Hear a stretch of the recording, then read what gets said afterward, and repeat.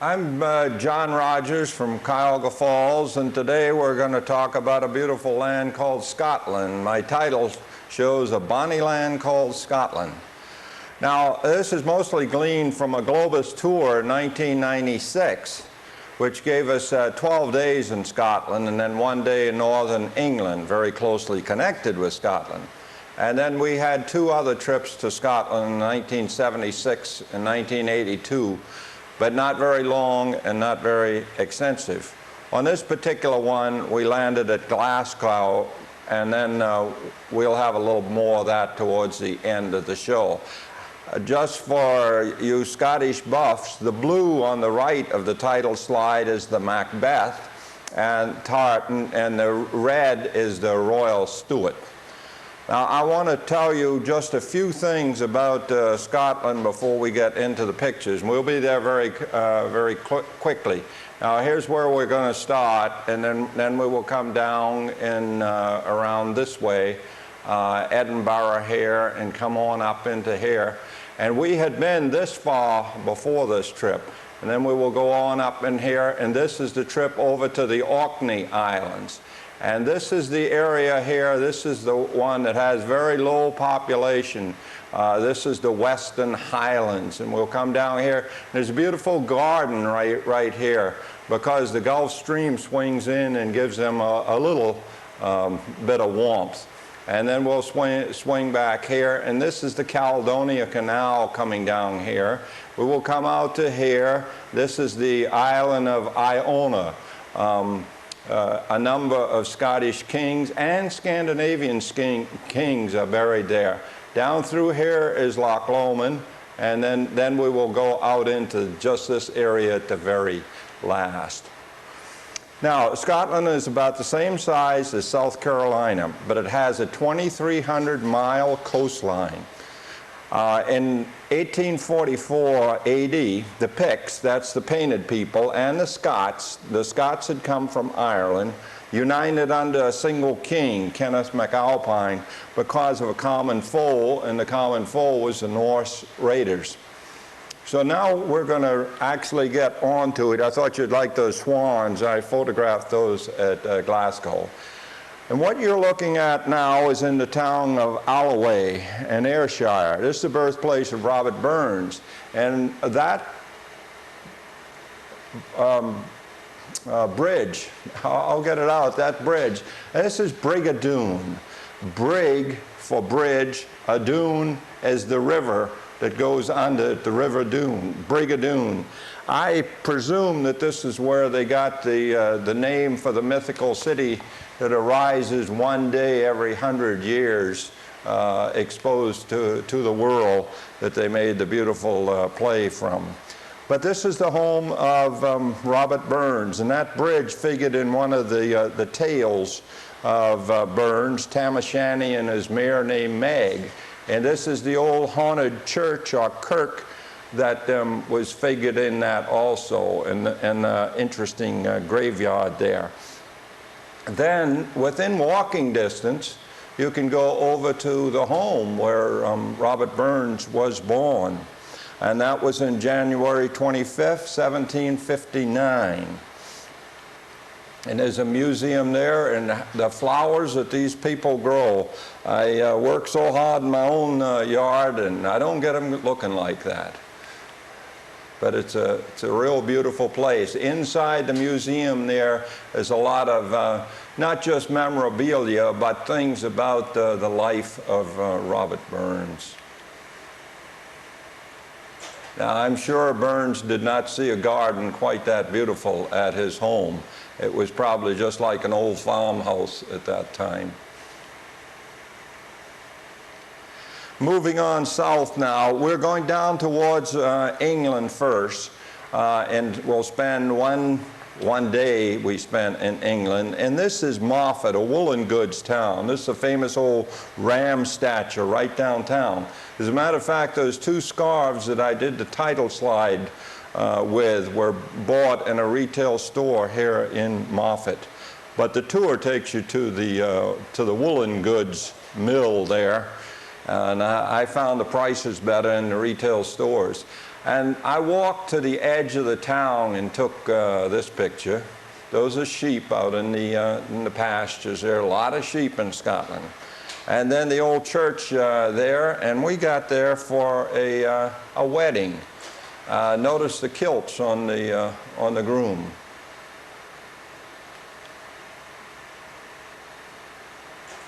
And just off from the woolen mills are these beautiful gardens. There's a lake all the way in the back there.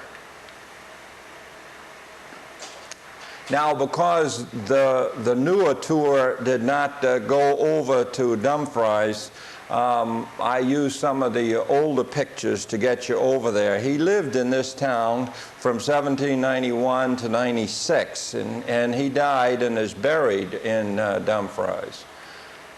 That's the statue to him right downtown, and here is the house in which he lived when he was there. And then when we were with another tour guide earlier, he says, now when you go over to the mausoleum, and you can walk there from the house, you look for the mouse. And so we looked there and wondered what he was talking about, and then I remembered. And here's the verses he was referring to. This was ode to a field mouse. But mousie, thou art not alone, and proving foresight may be vain. The best laid schemes of mice and men often go astray. And so there's a little mouse depicted within the mausoleum of Robert Burns. Going on down to the border, famous old blacksmith shop. That sounds sort of strange.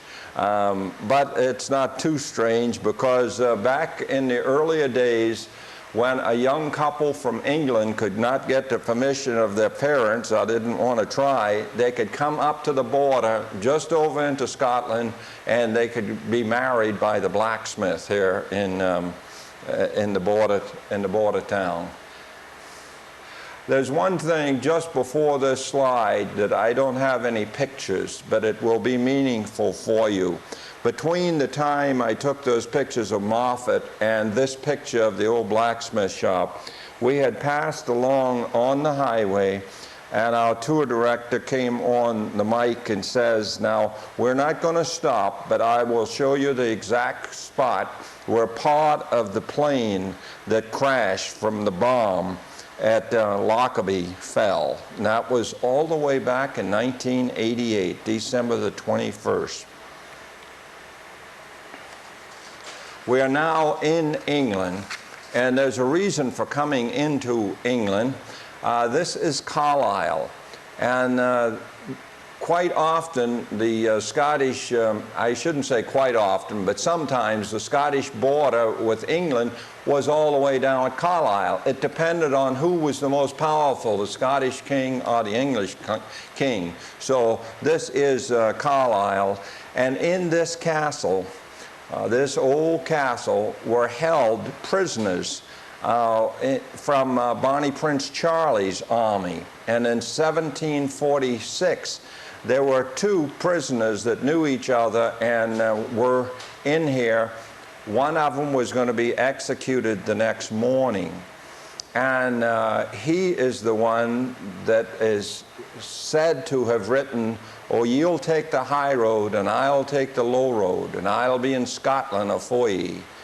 And what this means is, you're going to take the high road, you're going to live, but you will go slowly back to Scotland by traditional means. I'm going to take the low road. I'm going to be executed tomorrow, but I will be in spirit very quickly back to Scotland. So I'll be in Scotland afore ye, but me and my true love will never meet again on the bonny, bonny banks of Loch Lomond. And we will see Loch Lomond towards the end of the show. Right in downtown Carlisle, just a beautiful bed of flowers, just gorgeous.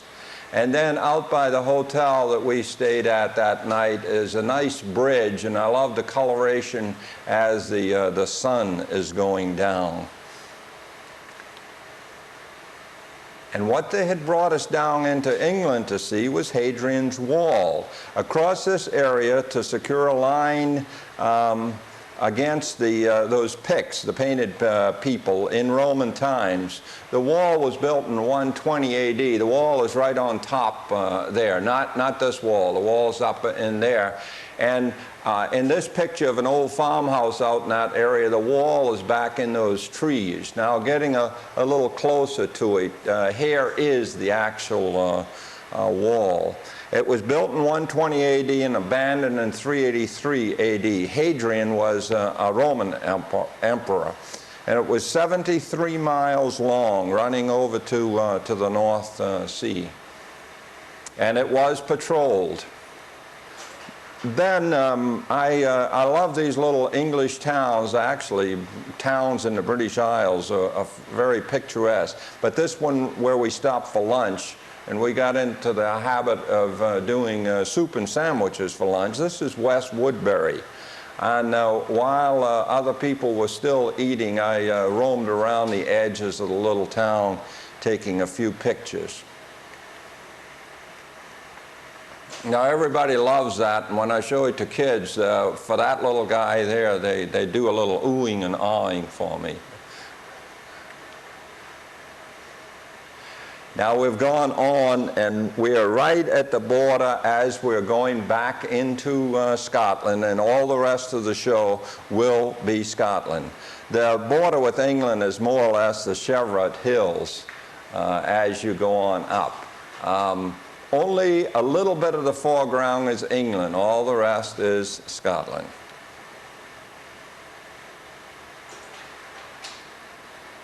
And the first town that we're going to stop at in Scotland will be Jedburgh. There's Abbey ruins there. This abbey was started in 1188. And the building that you're looking at was burned by the British to that extent all the way back in 1523, and the thing is still standing. Then going on up, this is in the Melrose area. This is the ruins of Melrose Abbey. This is by the River Tweed. It's considered the heart of the border country. And this was where you start hearing about Sir Walter Scott. And in these ruins, the final destruction was in 1544, again by the English. But this one was also started in the 1100s, 1136, and under the altar in these old ruins is the heart of Robert the Bruce, buried under the high altar. We'll hear a little bit about Robert the Bruce at the very end.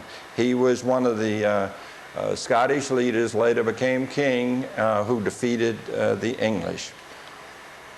And then after being out at the old Abbey ruins, then we went south just a few miles on the outskirts to this little bungalow. This is Abbotsford House, built in 1817. This was the home of Sir Walter Scott.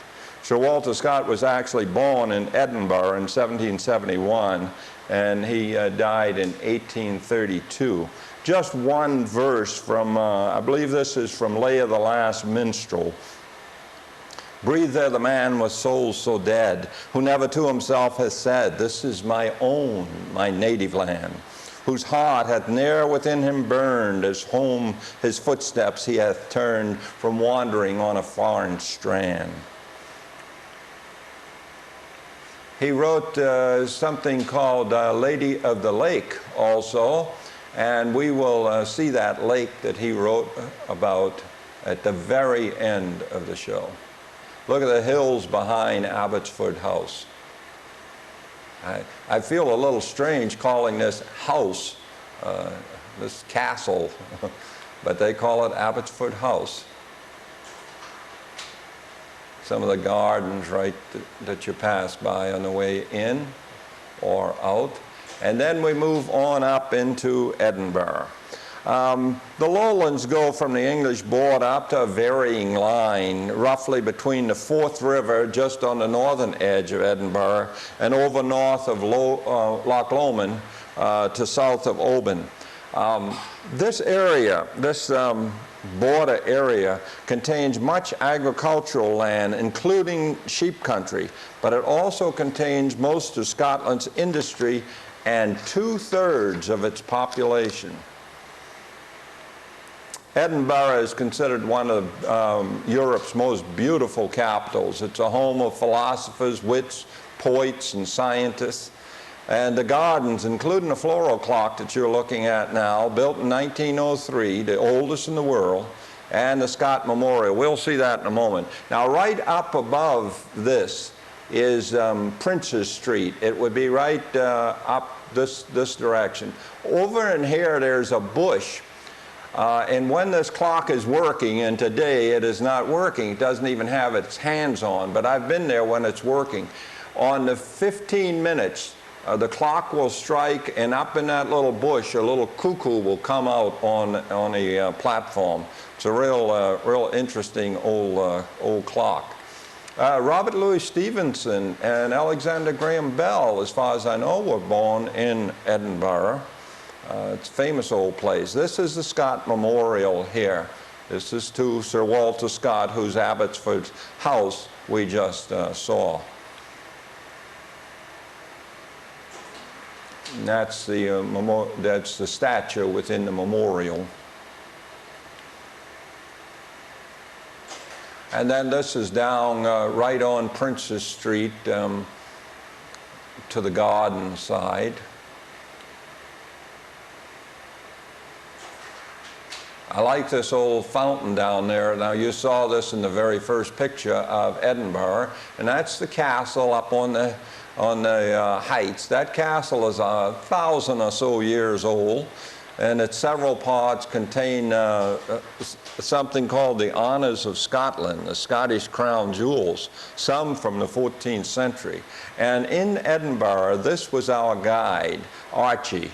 And Archie was a real character, a sense of humor that wouldn't quit. And all of this is in that Scottish brogue. But he has us up in the castle right now. No, you don't have to climb those heights. You get taken by a roundabout way to a more level approach to the castle. This is the memorial building there. And in this memorial building, I saw something that I had never thought about in this way before. Now, we're talking about a memorial to men and women of the armed services, and from something by Lawrence Benyon called For the Falling. They shall grow not old, as we that are left grow old. Age shall not weary them, nor the years condemn. At the going down of the sun and in the morning, we will remember them. Now, off to my right from here is the small quarters where James VI was born. And up in a little higher, not in this, yes, it's in this building. Now, in that memorial building, you are not allowed to take pictures, but over in here you are. But it was in this building, and believe me, you can't really get a decent picture of it. It's a tiny little room where Mary, Queen of Scots, gave birth to James VI of Scotland. This is the little St. Margaret's Chapel. This little chapel only holds about 15 people, but it goes back to 1100 AD, and it's still there. Just a fascinating place, the castle. And then looking down from up top, you wonder what it is, and you start seeing a few little tombstones. This is the graveyard of the pets that were kept by people in the castle. A royal graveyard of pets, you might say. And then a few views. I mentioned the Forth River. That's it in the distance here at Edinburgh from up on the heights of the castle. And this is the Scott Memorial. We were down there just a few moments ago. And right along in here, that is the main drag, you might say, of Edinburgh. That is Princes Street. And you see a lot of people down in through here because it's a weekend, and they picnic there and they lay in the sun there and so forth. Now, between Edinburgh Castle and the Palace of the Holy Rood is the Royal Mile. This is St. Giles Cathedral, 14th, 15th century, somewhere along in there. My wife and I took refuge in there during a real rainstorm one day, and so we appreciate it. And I want to show you this little guy, Greyfriars Bobby. This is the statue. He was a Skye Terrier, and his master died in 1858 right in this area, and is buried right in this area. And Bobby died all the way out at 1872. But every day this little terrier, Bobby, went up and laid by his master's grave. And it's my understanding that there was a baker in the area that fed Bobby, and Walt Disney did a very good job of depicting the life of little old Greyfriars Bobby. But that's the statue right on a fairly well-traveled area. And then the Palace of the Holy Rood House. I think I left the word house off of it a few minutes ago. One thing you might be interested in, and this was told us by Archie in his brogue, as we were traveling in a bus along the Royal Mile, he says, in the olden days, if you were walking along here and you heard the word Gardyloo, that means mind the water, you better get out of the way, because it usually meant the chamber pot was being emptied into the walk or the street, and you better watch yourself. So the Palace of the Holy Rood House, this is sort of an abbey monastery in the back of it, was started in 1128, and it went more towards a castle in the 1500s. Mary Queen of Scots, and she lived from 1542 to 1587, was a monarch most closely tied to the Holy Rood House. Now these pictures inside, you're not allowed to photograph, so I bought the book, as I often do, and this will be true of some other castles. The interior pictures will be either from postcards or from the books, depending on whether I wanted to spend the money for the extra information. And Mary Queen of Scots, that's the royal dining room, and this is the morning drawing room. Mary Queen of Scots' son, I mentioned James VI, was born at the other end of the Royal Mile in Edinburgh Castle, in the little room I was telling you about. So they were very closely tied. And back towards the back of the Holy Rood House, this abbey roof collapsed in about 1768. So it's been in ruins for a good while. And that formation you see beyond the very ornate gate out in front, that formation is Arthur's Seat. It's part of an extinct volcano.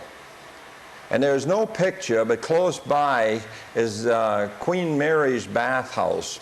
And she took one bath a year in white wine, would you believe? This is the front of the Palace of the Holy Rood House. Again, a little bit of the gardens out there. Edinburgh is just a very magnificent town. And if you go into a little graveyard just off of Princes Street, you'll see a statue of Abraham Lincoln. And one last picture of the castle, and we'll move on north. And we're going up to Queens Ferry. This is the new bridge. That's the one we will cross over on. That was only built in 1964. But the other one, this one, 1883 to 1890, this is a rail bridge. And it has 135 acres of surface to paint. 135 acres. And the term painting the fourth bridge, which they sometimes use up there, refers to an endless task, like you will never get through painting 135 acres. The ferry part and the name of the town go back to Queen Margaret of Scotland in the 1000 ADs. This is the little part of the little town.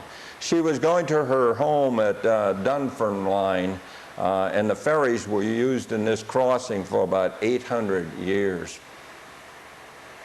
Now, from a previous trip, I wanted you to see one of the very plush bed and breakfast places we stayed. This is actually a hunting lodge out in the country from Cumray. And we were really well treated in that, that place. We had king-size beds, and we had a bathroom that was as big as our whole bedroom. And we got a surprise the next morning. Two young ladies were running it for this man, and they cooked us omelets the next morning, a far cry from the continental breakfast. As we're making our way north, you start seeing these rapeseed fields. Rape is very rough on the soil, but rape is the seed from which canola oil, one of the best of the cooking oils, is obtained. And the fields are just fantastic. But finally we get up, and I probably should show the golf course first, but I show the old cathedral ruins going back to 1161, and that's the North Sea, if you can see it off to the right, just a hairline. But this is in St. Andrews, where golf was born. And this is the starting. These people out here are getting ready to tee off on the first hole of the Royal and Ancient Golf Club course. And golf began in 1754 here. But I'm probably more into the flowers than I am into the golf. And the tulips were just beautiful. And the water that you see in the background, that is the North Sea.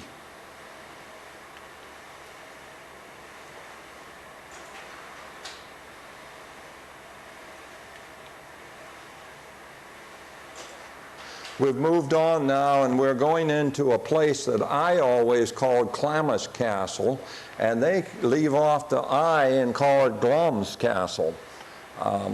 It was remodeled in 1675 to 1687, but you got to admit it's a rather imposing, it really takes the whole skyline away, a rather imposing building. The tower is much older. That's this area right in the middle here. That's much older than the rest of it. It was the home of the Earls of Strathmore and Kinghorn since 1372. And this is the dining room again. Remember, this is from postcards or the book. That's the dining room. This is what's called the crypt. And a lot of animal heads and so forth, different trophies. You can see a suit of armor in there, found there. Princess Johanna married, she was the king's daughter, and she married Sir John from here in 1376. And ever since that time, the castle has been visited or lived in by both Scottish and British royal families. It's a childhood home of the Queen Mother, and this is her drawing room, set aside especially for her when she is here. And Princess Margaret Rose was born here in 1930. The location of the castle goes back to the 8th century, and it was considered a holy place. And Sir John Lyon began building the castle in about 1400 AD. Here's over in, they call these Italian gardens. I'm not sure just why. But then a few more pictures, and I have a little surprise picture to show you. This is the tower that they said was so much older than a lot of the rest.